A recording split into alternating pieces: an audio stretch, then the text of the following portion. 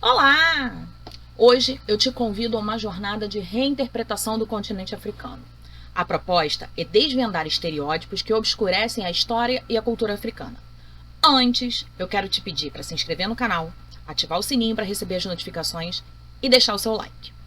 Para começar, a gente precisa analisar a percepção da África no imaginário europeu ao longo da história e entender a importância de reconhecer os estereótipos e preconceitos que envolvem o continente. Filósofos do iluminismo como Voltaire, Hume, Kant e Hegel costumavam negar aos africanos capacidades intelectuais e culturais, enfatizando a suposta falta de contribuição da África para a história universal. Esse mito da inferioridade intelectual perpetuou estereótipos sobre a capacidade dos povos africanos de se autogovernarem e se desenvolverem. A África foi muitas vezes retratada como um lugar exótico e perigoso, habitado por animais selvagens, doenças tropicais e povos considerados bárbaros. Essa representação reforçava a ideia de que o continente era um espaço a ser temido e controlado. O mito da inferioridade racial, baseado em teorias pseudocientíficas como o racismo científico, foi amplamente difundido na Europa e justificou práticas discriminatórias e segregacionistas. O continente foi frequentemente retratado como selvagem, atrasado e carente de civilização, o que justificava a exploração e a dominação por parte dos europeus. Essa visão distorcida foi alimentada por mitos, ficções e imagens fantasiosas criados pelo imaginário europeu. A ideia de que a África era um espaço periférico da humanidade se perpetuou por séculos. Só que a realidade africana contradizia esses estereótipos. Cidades como Luango, integrantes do Reino do Congo, impressionavam os próprios europeus pela sua magnificência e prosperidade. O Reino do Mali, durante parte do século XIV, foi liderado por Mansa Musa, conhecido como o homem mais rico que já existiu, e seus domínios se estendiam por partes do atual Mali, Senegal, Gâmbia, Guiné, Níger, Nigéria, Chad, Mauritânia e Burkina Faso. Ao longo da história, o mundo ocidental desenvolveu preconceitos e estereótipos em relação a diversas populações extra-europeias, incluindo o continente africano. Esses preconceitos foram direcionados a diversos grupos étnicos e culturais, como tártaros, mongóis, ciganos, judeus, muçulmanos e negros africanos. Essa construção histórica de preconceito foi se consolidando ao longo do tempo, refletindo a maneira como as sociedades ocidentais percebiam e inferiorizavam esses grupos.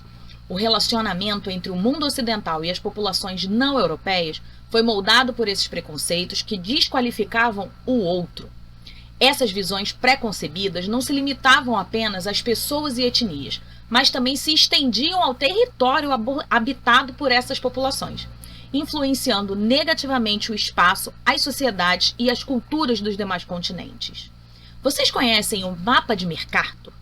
Criado em 1569, o mapa rapidamente se tornou referência na Europa. Apesar de útil para a navegação, apresentava uma distorção espacial. Aumentava a Europa e diminuía os outros continentes, especialmente a África. Essa distorção eurocêntrica influenciou a visão do mundo por séculos, reforçando a ideia de superioridade europeia e marginalizando outras regiões. Durante o colonialismo, o mapa serviu como ferramenta para justificar a dominação e a exploração de outros povos. A África, em particular, foi drasticamente subestimada no Mapa de Mercator. A partir do século XX, o mapa começou a ser criticado por sua distorção. Diversas projeções cartográficas alternativas foram criadas para apresentar o mundo de forma mais precisa e menos eurocêntrica. Uma das peças do imaginário europeu medieval foi a infame Teoria Camita. Baseada em interpretações do Antigo Testamento, essa teoria estigmatizava os negros como descendentes do personagem bíblico Cã, o mais moreno dos filhos de Noé, considerado indigno devido a um episódio em que teria zombado do seu pai. A interpretação da teoria camita foi posteriormente associada ao pressuposto de que os negros eram descendentes de Cã e, portanto, merecedores de estigma e inferioridade. Esse episódio resultou no estigma da escravidão para Cã e seus descendentes. A associação dos negros africanos à descendência de Cã foi uma das formas como o pensamento europeu justificou e perpetuou a discriminação e a marginalização dessas populações ao longo da história. Ouso dizer que provavelmente você já ouviu falar dessa história em algum momento. Acertei? Até as condições climáticas serviram de argumento. O clima tropical, que é característica do continente, foi utilizado como arma para alimentar o racismo e a desumanização. Teorias pseudocientíficas teceram uma narrativa que associava o clima a baixa inteligência, estabilidade emocional, preguiça e indolência. A cristandade europeia se somou à desumanização, associando o calor tropical à sensualidade e ao pecado, conceitos repudiados pela fé. Essa visão se manifestava no simbolismo religioso, uma vez que o calor é comparado ao fogo do inferno. Como se tudo que trabalhamos até agora não fosse suficiente, ainda precisamos considerar os esforços eurocêntricos de tentar dissociar o Egito faraônico da África, argumentando que uma civilização tão notável como a egípcia não poderia estar associada a um continente considerado selvagem. Com certeza vocês já ouviram teorias de que os alienígenas são os verdadeiros responsáveis por toda aquela arquitetura impressionante ou as infinitas discussões sobre a verdadeira etnia da Cleópatra. Essa visão reflete a ideia discriminatória que permeava o pensamento eurocêntrico em relação à África. Na lógica eurocêntrica, que valorizava a cultura e a civilização europeias como superiores, não faz sentido o Egito, uma civilização tão avançada, fazer parte do continente africano. Essa abordagem evidencia a maneira como a história e a cultura africanas foram desvalorizadas e subestimadas. A tentativa de negar a ligação entre o Egito e a África é um exemplo da forma como o eurocentrismo buscava reforçar estereótipos e hierarquias que perpetuavam a marginalização e a inferiorização do continente africano e de seus habitantes.